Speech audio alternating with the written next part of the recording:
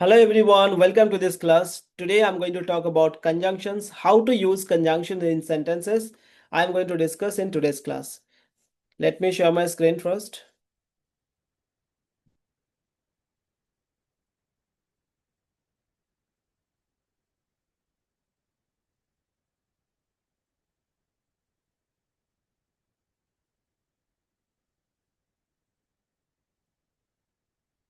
Yeah, so here it is.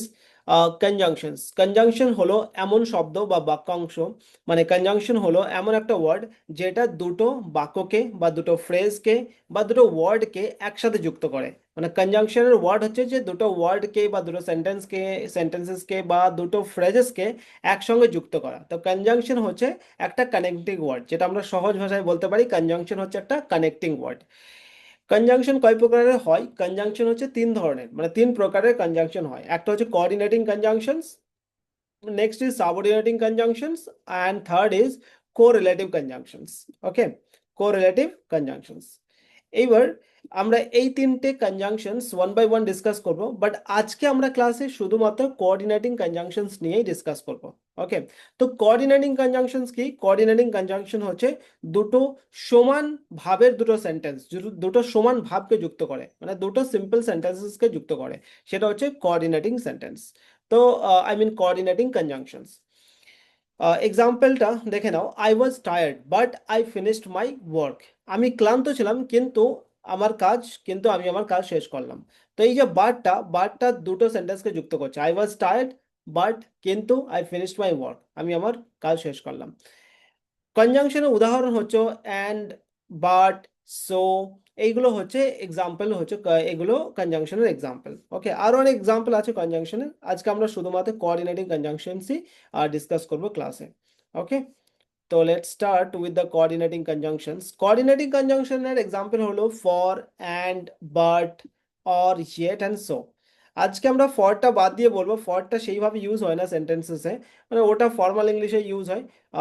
Daily কনভারসেশনের জন্য for as a conjunction খুব বেশি use হয় না। ফরটা প্রেপোজিশন হিসেবে ব্যবহার হয় জানা, মানে খুব বেশি, বাট ফরটা এতটা কনজাংশন হিসেবে ব্যবহার হয় না। ওকে, তো আমরা অ্যান্ড দিয়ে স্টার্ট করি। অ্যান্ড আমরা কখন ইউজ করব? অ্যান্ড ইউজ করব যখন দুটো নাউন, দুটো ভার্ব বা দুটো অ্যাডজেক্টিভ বা দুটো ফ্রেজ বা দুটো ইন্ডিপেন্ডেন্ট ক্লজ, মানে ক্লজ মানে সেন্টেন্স, দুটো ইন্ডিপেন্ডেন্ট সেন্টেন্স যখন যুক্ত করতে হবে, তখন আমরা অ্যান্ডকে ব্যবহার করি। তো এক্সাম্পল দেখে নিই।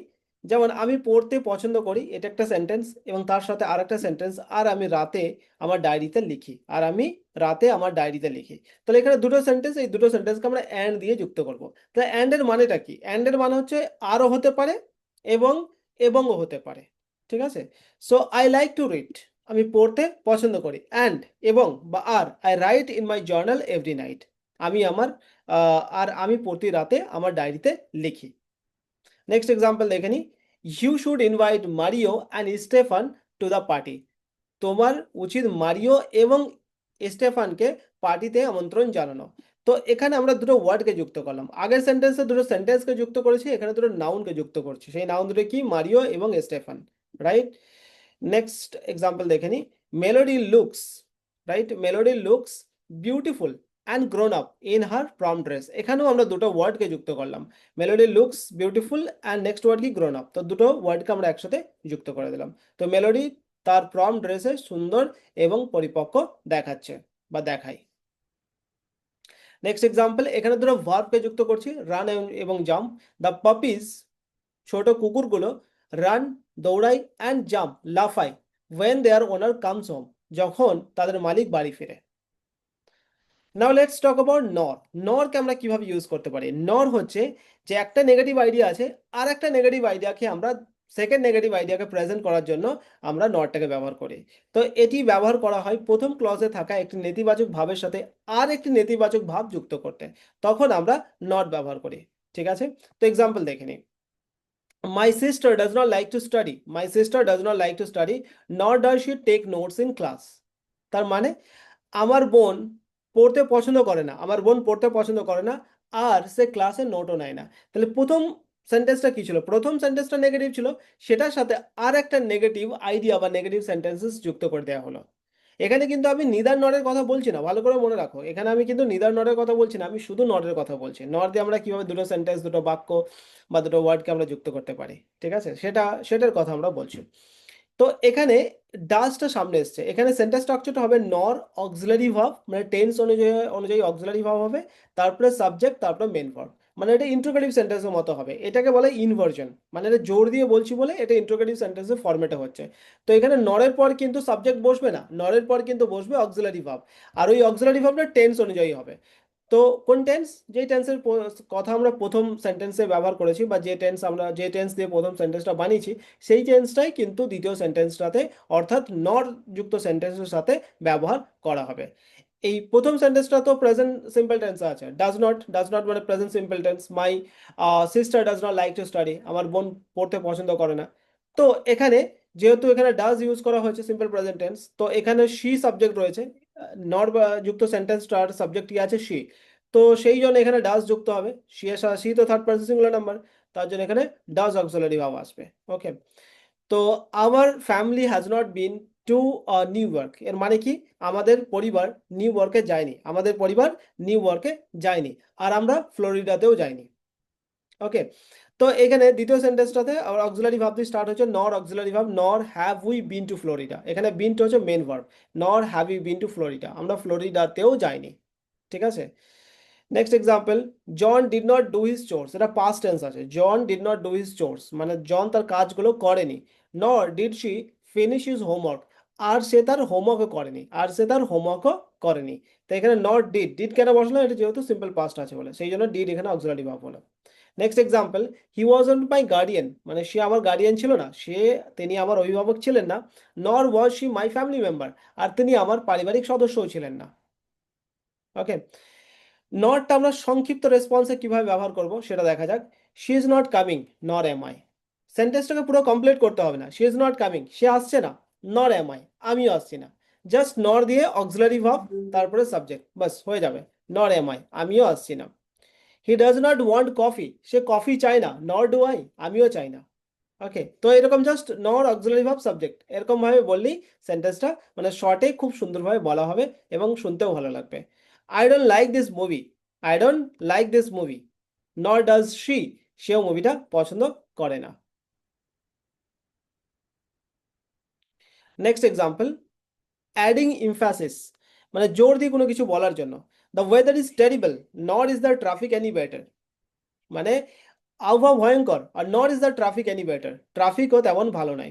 দে নেভার অ্যাপোলোজাইজড, তারা কখনই ক্ষমা প্রার্থনা করেনি, nor did they offer to fix the damage, তারা ক্ষতি মেরামত করার প্রস্তাবও দেয়নি।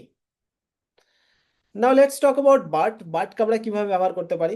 বাট ব্যবহার করতে পারি দুটো বৈপরীত্য আইডিয়া বা বিরোধ প্রকাশ করার জন্য, বা দুটো শব্দ বা ফ্রেজের বা দুটো ইন্ডিপেন্ডেন্ট বাক্যের মধ্যে যদি বিপরীত আইডিয়া বা বিপরীত ভাব প্রকাশ করার জন্য আমরা বাটের ব্যবহার করতে পারি। বাট মানে কি, বাট মানে হচ্ছে কিন্তু, রাইট, বাট মানে কিন্তু। I wanted to join the trip but I was busy, আমি ভ্রমণে যোগ দিতে চেয়েছিলাম কিন্তু আমি বিজি, আমি ব্যস্ত ছিলাম। তাহলে যোগ দিতে তো চেয়েছিলাম কিন্তু তাহলে তো আমার যাওয়ার কথা, কিন্তু আমি ব্যস্ত ছিলাম, এটা বিপরীত আইডিয়া প্রকাশ করছে। So I wanted to join the trip but I was busy.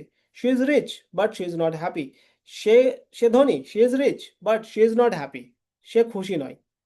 She studied hard বা হি স্টাডিড হার্ড, সে কঠোর পরিশ্রম করে পড়াশোনা করেছে বা সে কঠোর পরিশ্রম করেছিল। ওকে, হি স্টাডিড হার্ড, সে কঠোর পরিশ্রম করে পড়াশোনা করেছে। But he did not pass the test, কিন্তু সে পরীক্ষায় পাস করতে পারেনি। তো এইভাবে আমরা বাট ব্যবহার করব। নাও কামিং টু অর আমরা কিভাবে ব্যবহার করব, অরটা বিকল্প বা পছন্দ প্রকাশ করতে ব্যবহৃত করা হয়। মানে কোনো বিকল্প বা পছন্দ দুটো অপশনের দেওয়া বা দুটো অপশনের মধ্যে একটা অপশন বাছতে, সেইভাবে আমরা সেন্টেন্সে অর্থ দেওয়ার জন্য আমরা অরটাকে ব্যবহার করি। তো সেন্টেন্স দেখে নেওয়া যাক। Read a book or watch good TV show, মানে কাউকে আমি ইনস্ট্রাকশন দিচ্ছি যে একটি ভালো বই পড়ো অথবা একটি টিভি শো দেখো। Read a book or watch a good TV show. Next example, I can decide if I should, I can't decide, আমি ডিসাইড করতে পারছি না, if I should study economics or political science. Okay, মানে আমি সিদ্ধান্ত নিতে পারছি না যে আমি অর্থনীতি পড়বো নাকি রাজনৈতিক বিজ্ঞান পড়বো, এটা আমি ঠিক করতে পারছি না। তো দুটো অপশনের মধ্যে আমি ঠিক করতে পারছি না। দুটো বিকল্প আছে, একটা হচ্ছে স্টাডি ইকোনমিক্স আর হচ্ছে অর পলিটিক্যাল সায়েন্স। তো এখানে আমরা দুটো ওয়ার্ডের মধ্যে অর ব্যবহার করলাম, ইকোনমিক্স অ্যান্ড পলিটিক্যাল সায়েন্স। প্রথম সেন্টেন্সে আমরা দুটো সেন্টেন্সের মাঝে ইউজ করলাম read a book or watch a TV. তো দুটো সেন্টেন্সের মধ্যে বিকল্প দেখাচ্ছি। Next example, do you prefer to go to bed early or stay up late, মানে তুমি কি তাড়াতাড়ি ঘুমাতে যেতে পছন্দ করো নাকি রাত জেগে থাকতে? তো তুমি কোনটা পছন্দ করো দুটো অপশনের মধ্যে? না থাকতে। তো এখানে মাঝে দুটো সেন্টেন্সকে যুক্ত করার জন্য আমরা অর ব্যবহার করলাম। Now let's talk about yet. ইয়েটটা কিছুটা বাটের মতো, মানে বাটের মতনই মানে, বাট একটু ডিফারেন্ট আছে। মানে এটি বিরোধ বা বৈপরীত্য দেখায় অনেকটা বাটের মতো, তবে অপ্রত্যাশিত কিছু ঘটেছে বা অবাক করার মতো বৈশিষ্ট্য বোঝানো হয়। মানে একটু অপ্রত্যাশিতভাবে বিরোধ বোঝায়, ঠিক আছে। বাটটা একটু সিম্পলি জাস্ট কিন্তু এইভাবে ইউজ হয়, আর ইয়েটটা দিলে কি হয় যে না অপ্রত্যাশিতভাবে একটা বিরোধ হচ্ছে, সেই একটা সেন্স পাওয়া যায়। তো ইয়েটের মানে কি? ইয়েটের মানে হচ্ছে তবুও, তারপরে, অথচ, ঠিক আছে, এইভাবে আমরা ইয়েটটাকে ব্যবহার করি। এটার বাংলা মানে, তো শি ইজ ভেরি ইয়াং, সে খুবই ছোট, তবুও শি ইজ কোয়াইট ইন্টেলিজেন্ট, তবুও সে বেশ বুদ্ধিমান। রাইট, মানে সে ছোট, ছোট হয়েও কিন্তু সে অনেক বুদ্ধিমান, তো ইয়েট তবুও সে বুদ্ধিমান।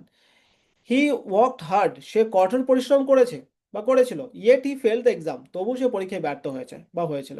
সে কঠোর পরিশ্রম করেছিল বা করেছে, তবু সে পরীক্ষায় ব্যর্থ হয়েছিল। মানে অপ্রত্যাশিতভাবে একটা বিপরীত ফলাফল এখানে আমরা দেখতে পাচ্ছি ইয়েট দিয়ে। দ্য টাস্ক ওয়াজ ডিফিকাল্ট, টাস্কটা বা কাজটা কঠিন ছিল, তবুও yet they completed it on time, তবুও তারা সময় মতো কমপ্লিট করেছিল। তো এবার বাট এবং ইয়েটের মধ্যে কিন্তু একটা কনফিউশন তৈরি হয়ে যেতে পারে, যে বাট তো মানে কিন্তু হচ্ছে, আর বাট মানে তবুও এরকমও হতে পারে। তো বাট এবং ইয়েটের মানে কি, বাট মানে ডিফারেন্স কি?